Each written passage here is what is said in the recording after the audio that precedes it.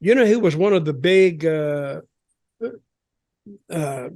feeders of information to Meltzer back in the day? Oh, Was Brody, really? but he did it. At least he did it for big money.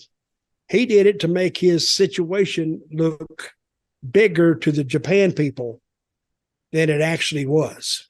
Uh-huh. They say, "Oh, WWF is talking to him, and this, that, and the other," and and they'd read that because Meltzer he made a career going to Japan. Yeah, and that's different than like leaking storylines or whatever is about to happen, which I'd look as theft. That's intellectual property. Someone stooges that off to you, you're stealing it. So it ruins it. And this is how we put food on the table. So it's very serious to me. On the other hand, with Brody sounds like, yeah, that's how you get a contract. That's how you do negotiations.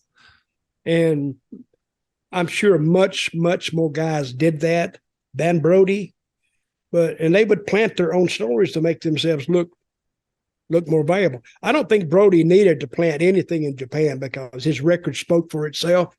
Uh-huh. I was on a Japanese tour, Brody.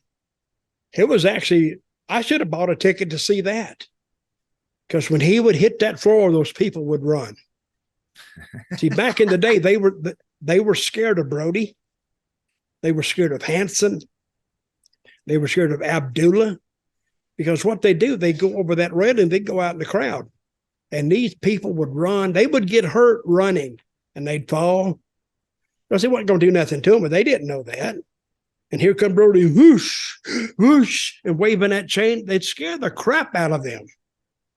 And hell, it would scare the crap out of me too if I thought this guy was going to come out, he was a wild man. Yeah.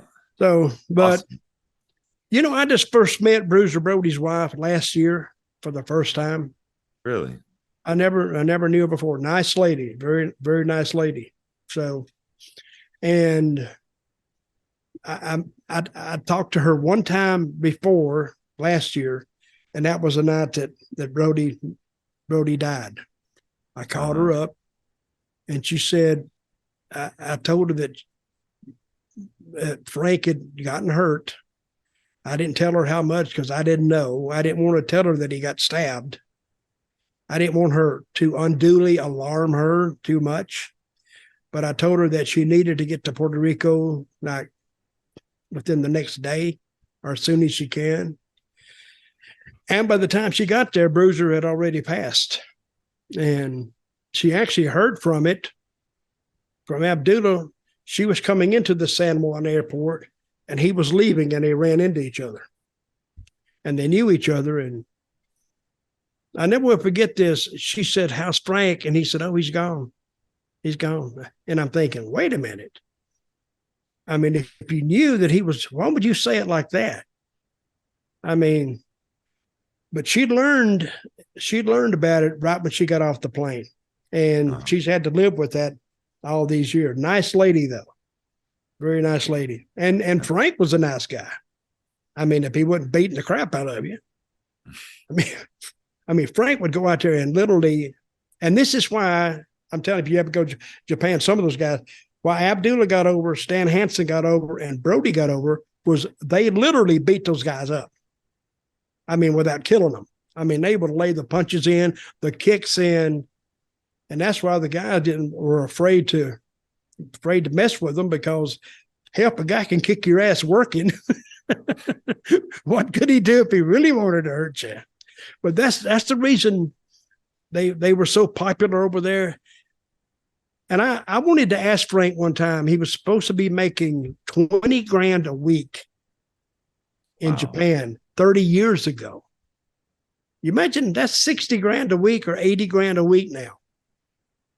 I mean, you wouldn't have to go there much and have a hell of an income.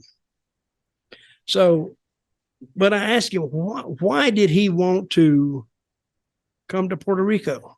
Because Puerto Rico wouldn't pay him anywhere close to that. So it didn't make sense to me. But I think, and I'd learned all this in the last 5 years. Abdullah had a percentage there. I think they were trying to sell Frank a percentage there. And of course, I never heard this till the last couple of years. Crazy.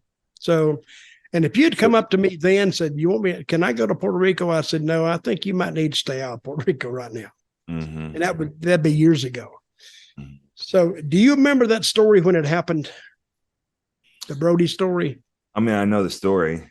You was how old were you then? In '88, 6. you were 6 years old. Well, then you didn't hear the story. No, didn't hear the story. Well, thanks for making me feel real old now. You were 6 years old. My you got God. that bleach blonde mustache going. You don't look old. No, that's not bleach blonde, buddy. Hey, my hair is not blonde. It's not dyed either. But I don't make sense. My hair is this color naturally. And look at this. It's crazy.